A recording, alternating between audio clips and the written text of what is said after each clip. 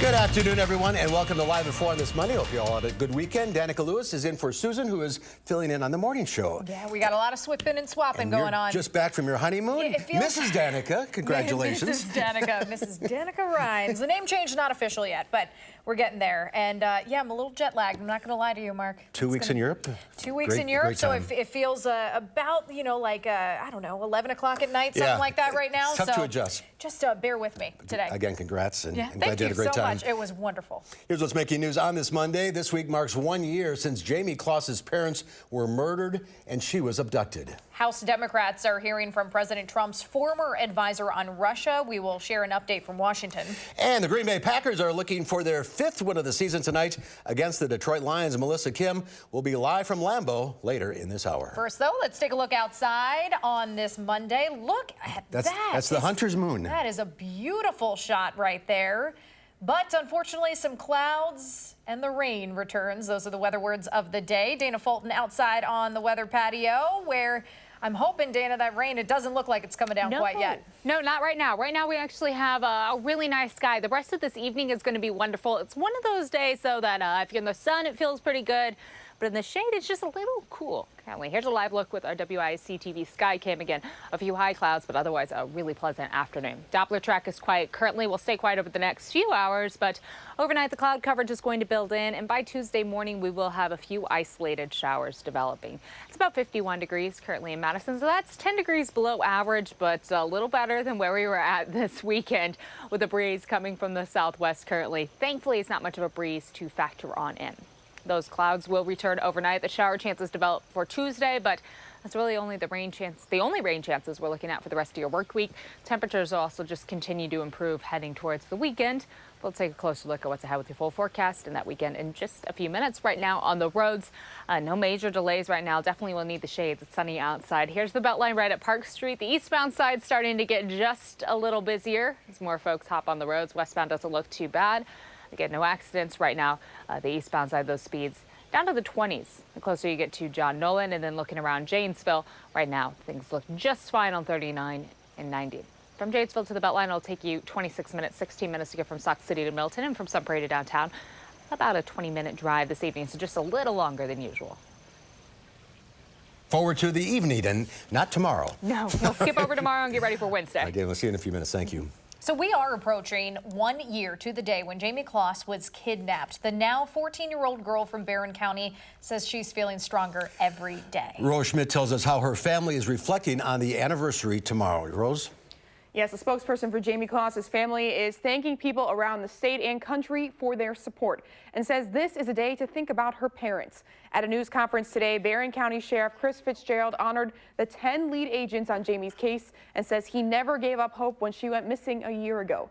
Jake Patterson is serving life in prison without parole after murdering Jamie's parents last October and holding her captive for 88 days. The Kloss family attorney Chris Gramstrup says Jamie has the best qualities from her parents, her father's strength and her mother's love, caring and kindness. What's really helped her, helped me, helped everyone around her is the fact, just as she saved herself, it's her strength and her heart that has and will continue to get her through this and move forward with her life. And Jamie issued a statement saying she's getting stronger every day and getting back to the activities she enjoys. Gramstrup says she had a busy summer with her aunts and friends hiking through state parks. And the National Center for Missing and Exploited Children is using Jamie's story to highlight the other children from Wisconsin who are still missing. We'll hear from them now on News 3 Now at 6. It's just good to hear that Jamie is getting somewhat back to normal as much as it can. Yeah, absolutely. Thank you, Rose. The woman charged with shooting and killing a man in Sauk County and leaving his body behind is in jail on a $500,000 signature bond this afternoon. Amber Lundgren was visibly emotional when appeared via video this afternoon. She is charged with first-degree intentional homicide after the state says Lundgren shot Christopher Little twice in the back of the head and neck 2.5 weeks before police found his body. According to the prosecution, surveillance video showed Lundgren getting into the victim's car the night he was killed. The defense argues Little attacked Lundgren and she acted in self-defense.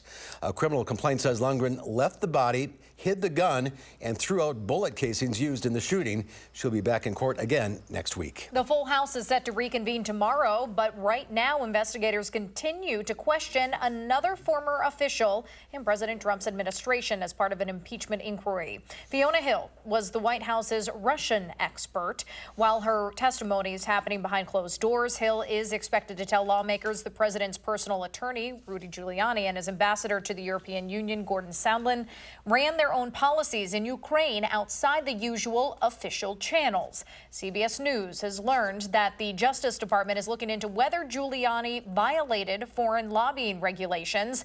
The investigation stems from the arrest of two men last week who are charged with funneling foreign donations. Those two allegedly helped arrange meetings for Giuliani so he could push Ukraine to investigate Joe Biden and Biden's son.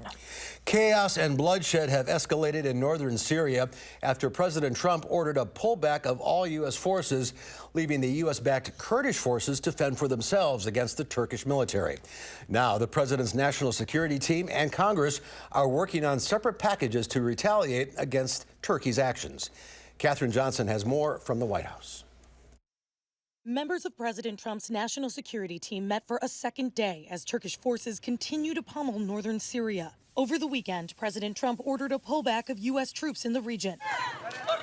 The Kurds have turned to Russian-backed Syrian forces aligned with dictator Bashar Assad to defend against the Turkish advancement. Meanwhile, some of nearly 11,000 captured ISIS fighters and their supporters have reportedly escaped. President Trump hinted on Twitter the Kurds may be releasing some ISIS prisoners to get the U.S. involved in the fighting. He also added big sanctions on Turkey coming. The sanctions are ready to go. When he makes the decision, we'll act again. Members of Congress are also working on a sanctions package to punish Turkey, separate from any action taken by the White House. Senator Lindsey Graham took his push for bipartisan sanctions to Fox News Channel Monday. There's going to be crippling sanctions imposed by the Congress to supplement what President Trump's administration has done.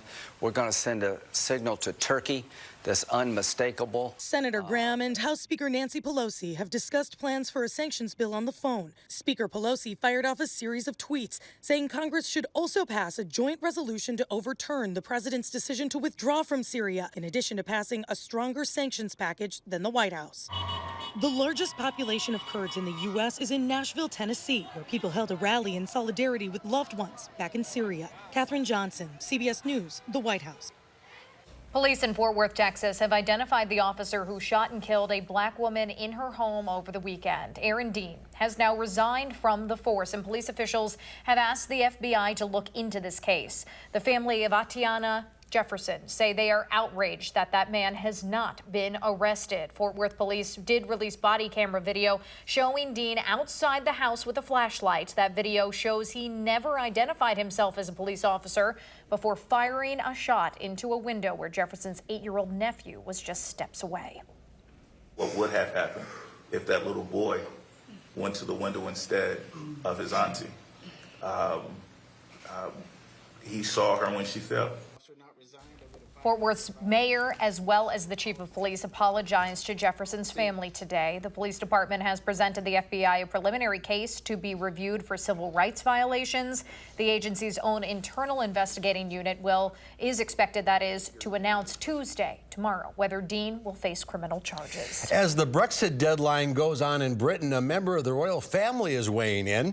Pomp and pageantry filled the Palace of Westminster as Queen Elizabeth laid out the government's agenda for the upcoming year.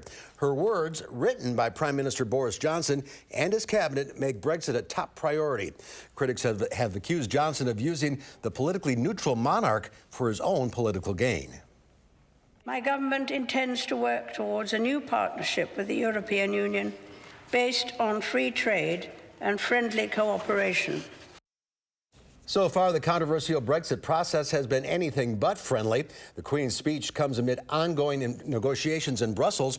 More than 3 years after the divisive vote to leave the EU, divorce talks are stuck on a key issue: how to avoid customs checks between UK-governed Northern Ireland and the Republic of Ireland. Wisconsin is one of a handful of states celebrating Indigenous Peoples Day instead of Columbus Day. Sauk County today capped off a weekend celebration of its rich tradition of the Ho-Chunk Nation. Eric Franke has more on today's events. Eric? That's right, Danica and Mark. Wisconsin home to 11 recognized American Indian tribes. Sauk County celebrating the Ho-Chunk Nation today, not far from the banks of the Baraboo River, where Ho-Chunk tribal villages once sat. Celebration activities actually started there Saturday morning, culminating today with a flag-raising ceremony at the Sauk County Courthouse. It included a reading of the county resolution that was passed unanimously, establishing the second Monday in October as Indigenous Peoples Day. Means a lot to that awareness that all people are important, all people's backgrounds, all people's history, all people's cultures. It's important for a community to embrace that. Now, last week, the governor signed an executive order to establish Indigenous Peoples Day, joining New Mexico, Vermont, and Maine, who are also celebrating their first Indigenous Peoples Day today. The governor encouraging businesses as well as local agencies, government groups to be in solidarity with Indigenous people throughout the state. Other tribes like the Oneida Nation have been celebrating the day since 2012, but this statewide recognition really takes it to another level. Danica, Mark. It sure does. Eric, thank you. You're welcome. Well, there's more at 4. We've all heard of misfit toys, but misfit produce? Maybe not. It is called the Ugly Produce Movement, and we'll find out all about it when Live at 4 continues. You're watching News 3 Now, live at 4.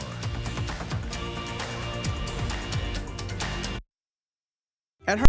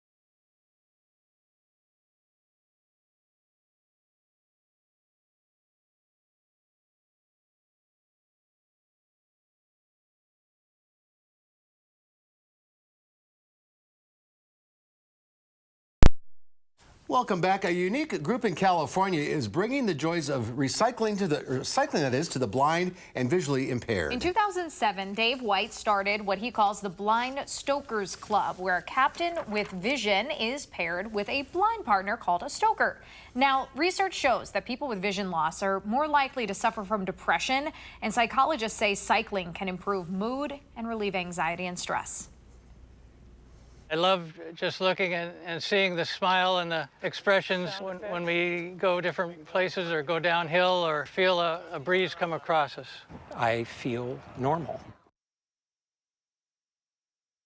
What a neat program. Yeah, The club has 140 active members and rolls along on grants and donations as well. Very cool. What started as a small way to combat food waste has turned into a pretty big business. It's called the Ugly Produce Movement. Startups are selling funky-looking fruits and vegetables that would have been thrown away at cheaper prices. USDA guidelines separate fruits and veggies into grades based on things like size and color, and large volume retailers, including supermarkets, often follow those strict beauty standards. But one man's trash has become another man's treasure. For Ben Chesler, who saw imperfect produce as the perfect recipe and name for a new business model. What was the goal? The goal was really to fix a part of the food system. Starting with produce and then eventually moving, into the wider food system, we could solve the environmental impact of all the food going to waste. We could make food more affordable per people, and we could start to take a small bite out of this whole problem of food deserts, where we could actually deliver healthy produce to people for more affordable in the grocery store. His company is an offshoot of the Food Recovery Network, a student-led movement he started with a friend that is in college. Prices vary depending on what company you use and what you order, but some boxes start at $15.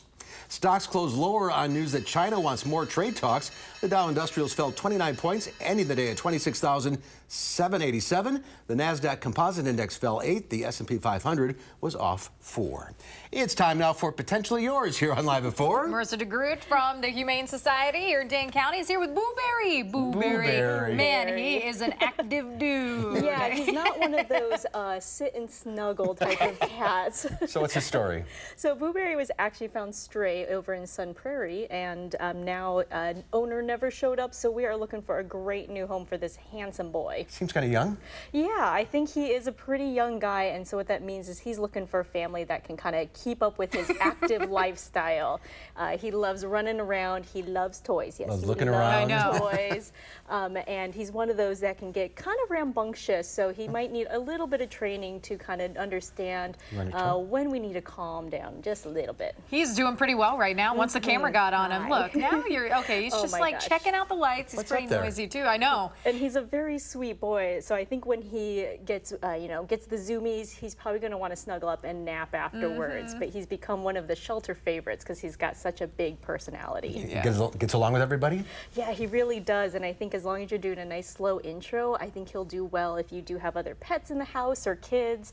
I think he's just a fun-loving guy. Yeah, I love his coloring. I know his eyes are beautiful. Yeah, and we do have a lot of cats right now looking for homes, so we've got an adoption special running. So for an adult like Booberry, for the week, he is only a $5 adoption fee. Really? Wow, that's great. Yeah, you're a blue light special. I know. Yeah, $5 for those adults and seniors, and $75 for those kittens. Yeah, we gotta find him a place. Yeah, look at that face. I know. Look at him. Okay, your big event coming up. Yeah, definitely. Yes, and we only have a couple more days for you to get your reservations for one of the best events of the year, Bark and Wine. That happens at the shelter. You get to come sip wine, snuggle puppies, and everything goes to help animals at Dane County Humane Society. So hurry up, get those tickets. Yeah. Closes up on Wednesday. All right, last time?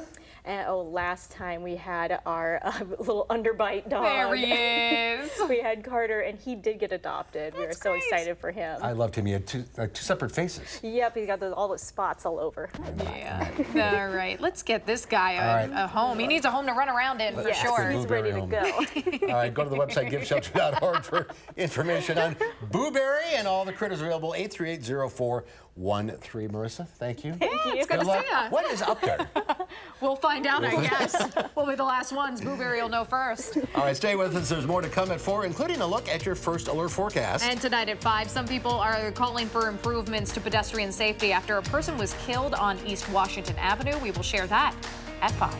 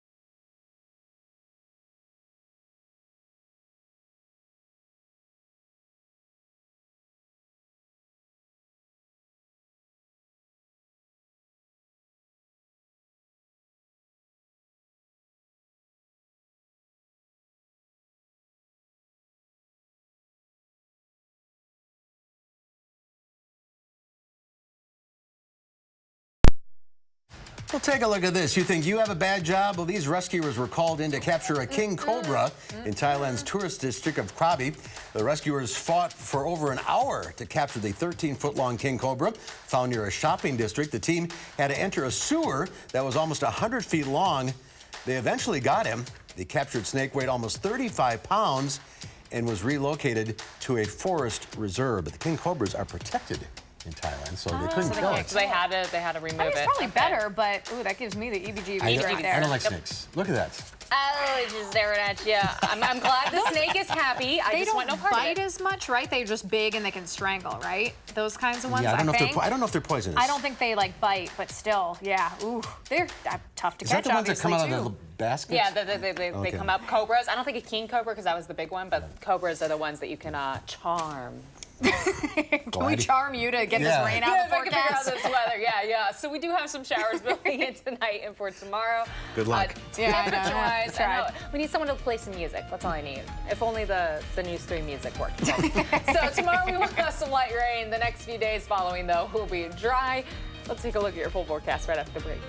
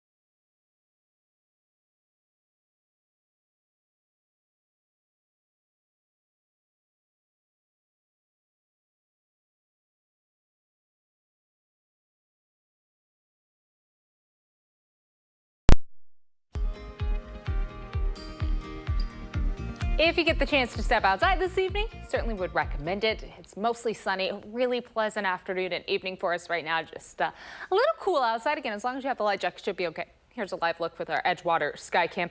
Doppler track is quiet right now, should stay quiet through the rest of the evening and most of the overnight, but the cloud coverage is going to start to build in overnight with our next shower chance developing by early Tuesday morning and staying through much of Tuesday. Our high pressure has shifted a little further east, so now that we're closer to the backside of it, we'll have a little southwest flow.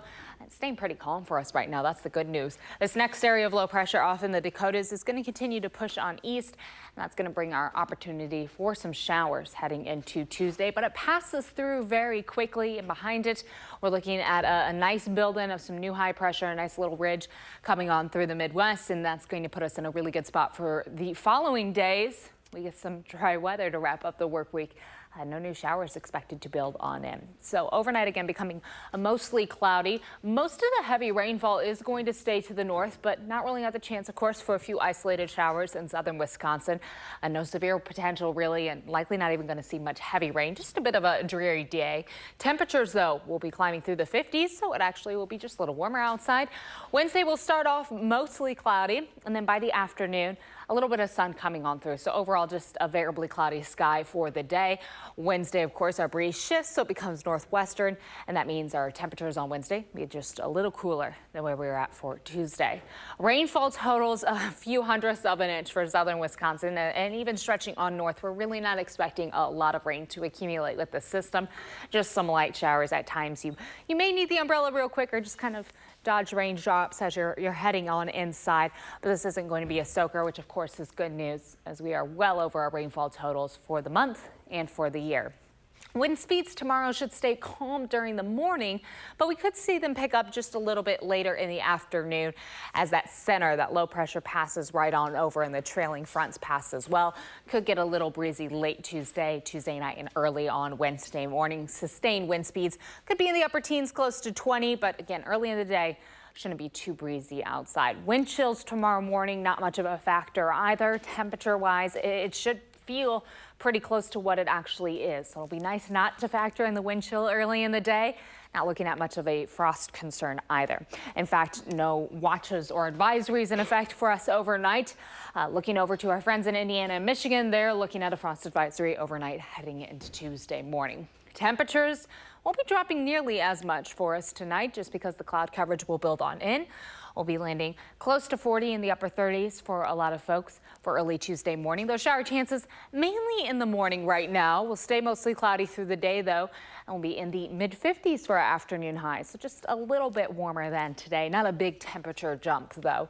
Tuesday night, we may see a few lingering showers pass on through. Mostly cloudy skies until Wednesday morning, so our temperatures won't fall nearly as much either heading into Wednesday morning, so don't plan on any frost concerns for early on Wednesday.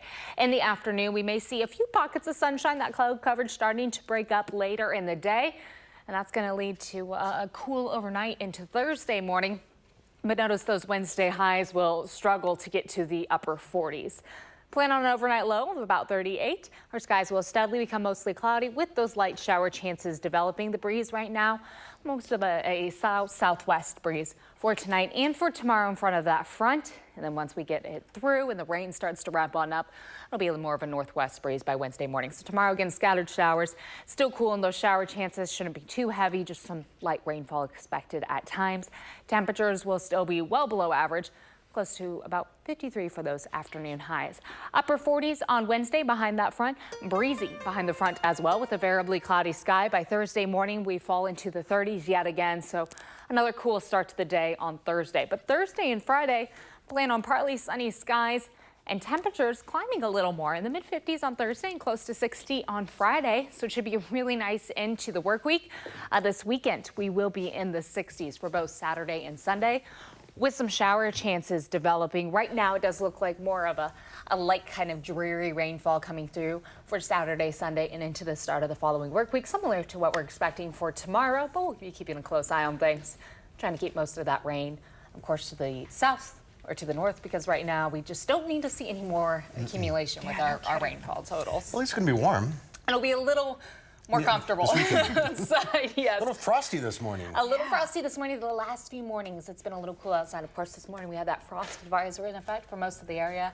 It's nice not to have any advisories or watches for us tonight. It's too early. Yes, it's just. It's actually right on time. I mean, it's right on time. I know. It was right on time, but too early for me. I know. I'm with you. All right, thanks, Dana. All right. Can't please everybody, can you? No, or anybody. No. There's no snow, at least. Yes, not yet. Technology can allow you to duplicate a house key in just minutes. That's right, but now one company is offering a new service that has some a bit concerned. Steve Dorsey explains. The company KeyMe has kiosks across the country where customers can duplicate a key on the spot. There are also apps that just need an uploaded photo of a key and they'll send you a copy. This convenient technology comes with concerns, and now security experts are looking at a KeyMe feature that lets customers make clones of electronic key cards that use radio frequency identification known as RFID. RFID cards and fobs allow the holders to access office buildings or even secure government facilities. I made a copy of this apartment building key fob for just about $25 at a KeyMe machine inside a local convenience store. The company even offers a sticker for your smartphone that contains the signal. This concerns me. CBS News security analyst Paul Viola says a criminal could gain access to a card, make a copy, and enter a restricted area. I'm not saying that KeyMe should stop what it's doing. What I am saying is that it should hit the pause button. There needs to be 100%, without exception, 100% accountability of every single person that uses this technology. But the founder and CEO of KeyMe says the machines make copying more secure than ever before. We can determine who made the key via the financial paper trail we have, security footage like an ATM, timestamp, and what key was actually made. KeyMe says it does not store information that would link an RFID signal to a specific address. The company has kiosks nationwide and plans to expand to 10,000 locations at grocery stores, pharmacies, and other retailers. Steve Dorsey, CBS News, Washington. Technology. It's both amazing and scary, isn't it? Indeed. Yeah. Well, it's a big night for the Green Bay Packers as they host the Detroit Lions in Lambeau Field. Melissa Kim has more on the divisional matchup when Live at 4 continues.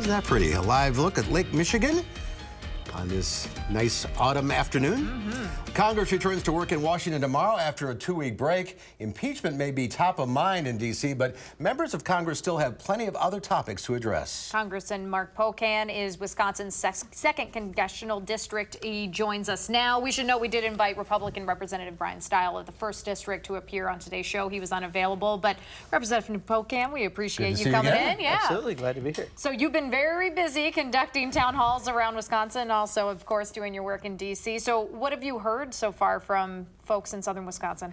Well, we did one in every county in the last couple weeks. So we hit a bunch of town halls, talked to a lot of different people. Top 3 issues that kind of came up. 1, impeachment. Everyone's talking about it. Sure. Everyone's concerned. They think the president thinks he's above the law, and that's pretty consistent in every county that's come up. Healthcare and prescription drug prices, and we're about to take up a really big prescription drug bill to try to reduce the cost of drugs for everyone. And then the third thing, especially every county outside of Dane, but even in the Dane County, the farm economy. People are really hurting right now. It's not just that prices are historically low and that some of the costs have gone up from the big agribusiness. There's very few people. It's becoming an antitrust problem we're having. But then all the tariff wars, whether it be the tweets and tariff wars with China, the Japanese trade agreement affects dairy a lot, and then also the NAFTA 2.0. Between the 3 of them, there really is a squeeze that farmers are feeling. That's very personal issues for a lot of people. You know, it's the backbone of the rural area is the farm economy, and when you've got 1,600 family farms closing just since Donald Trump became president, and right now they're really hurting because of the tariff issue especially. You know, if you grow corn, soybeans, a dairy farmer, you're feeling the squeeze. Are there other things, Representative, that we should be talking about, paying attention to? Because I think you hit a lot of the big headline issues here. Are there other things that you hope that Wisconsinites are keeping in mind right now? Well, I'm always hopeful that we'll get something done in Washington, which may be hopefully not naive, but I like to always hope. I think there's a couple areas where there's some hope around that. Prescription drug pricing. Actually, there is some common language by the White House and the Democrats in the House, especially around generics. Scott Gottlieb, the former FDA commissioner, used to say they wanted to have 3 generic equivalents for every drug. If you have 1 generic equivalent, you lower the price of drugs 6%. 2, you lower the price 48%. 3, you lower the price 66%. So we've had a couple pieces of legislation that maybe we can work with the president on, including a piece that we've got coming out in the next couple weeks. Infrastructure, you know, we were somewhere between $1 trillion and $2 trillion. We really need about $4.6 trillion to really address our infrastructure needs. Just interesting fact, 1 out of every 6 bridges in this country is old enough to be eligible for Medicare.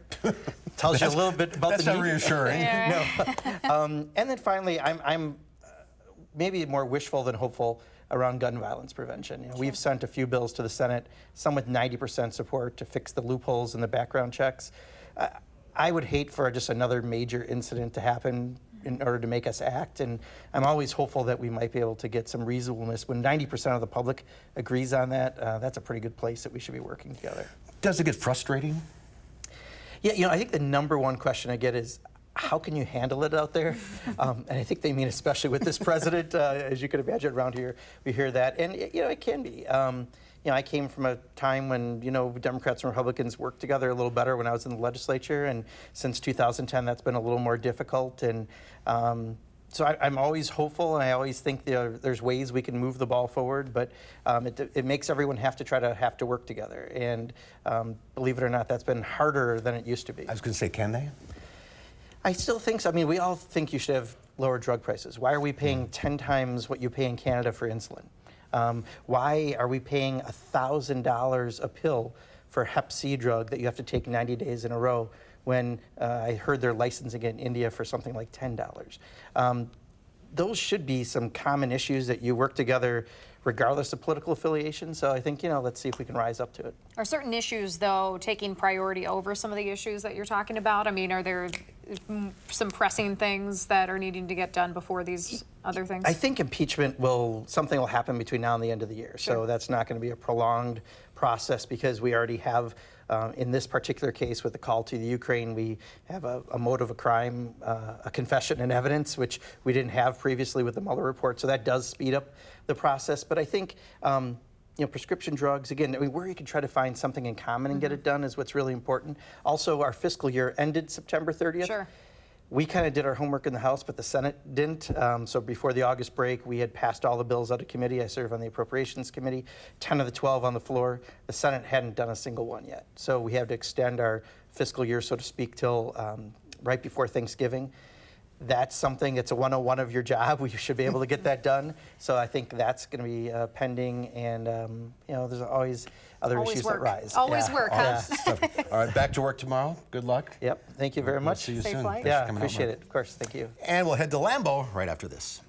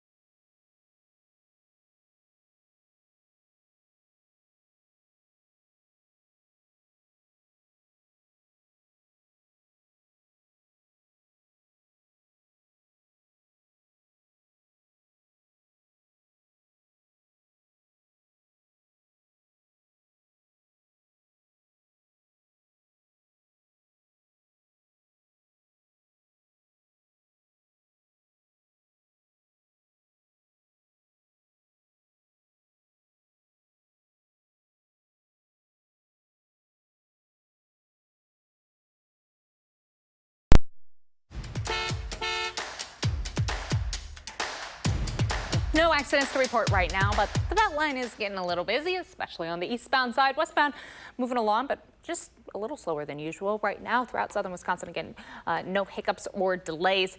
The eastbound side is where we're seeing those slowdowns from 151 all the way through John Nolan, down to the teens actually for speeds in some areas. So a little slower than usual. Westbound looks just fine around Janesville.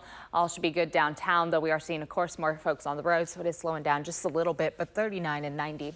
Looks okay right now. From Janesville to the Beltline, it'll take you 27 minutes, 17 to get from Sauk City to Middleton, and some Parade to downtown.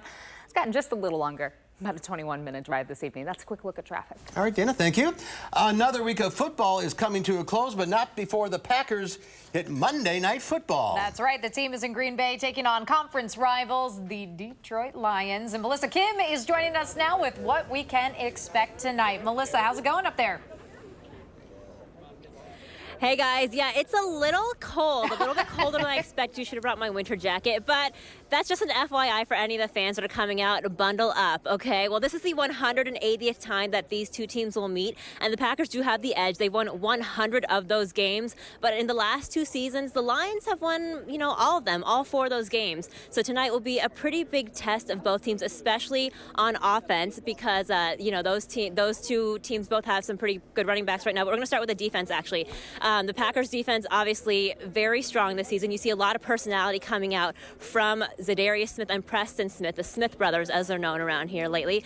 And, they have one of the top 10, they're kind of in the top 10 in the league right now in terms of takeaways with 11 of them. So expect to definitely see a pretty good performance from them tonight, especially here at home. And the Packer fans are not used to having a good defense.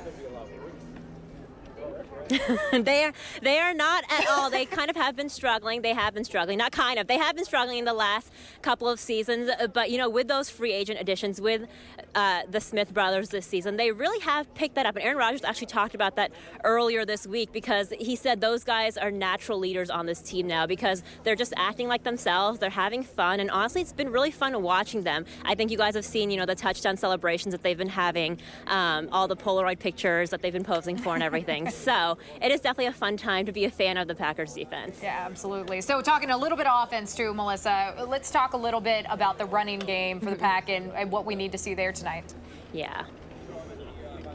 Yeah, Aaron Jones coming off of a career best 4 touchdowns in the last game against the Cowboys in Dallas. Pretty impressive stuff. He actually leads the league right now with 8 rushing touchdowns. And on the other side, the Lions, they've got Kerryon Johnson. He's the second year out of Auburn, and he's coming off of his season best performance against the Chiefs. That was 2 weeks ago. So he's had almost 2 weeks now to rest up, get healthy again, feel at his best tonight. So definitely watch out for him tonight as well. And talk about the importance of playing well against a conference opponent. Yeah, the Lions, this is the first division opponent that they've faced this season, so it'll be a true test for them. But for the Packers, this game is going to be for the NFC North. Whoever wins this game will be at the top of the NFC North, so very important stakes tonight. The good news is that Aaron Rodgers, though, when he's started against the Lions, 18 of those games in his career, he's 13-5. So odds are in the Packers' favors for sure tonight, guys. Yeah, no kidding. And Aaron is feeling well? Yeah.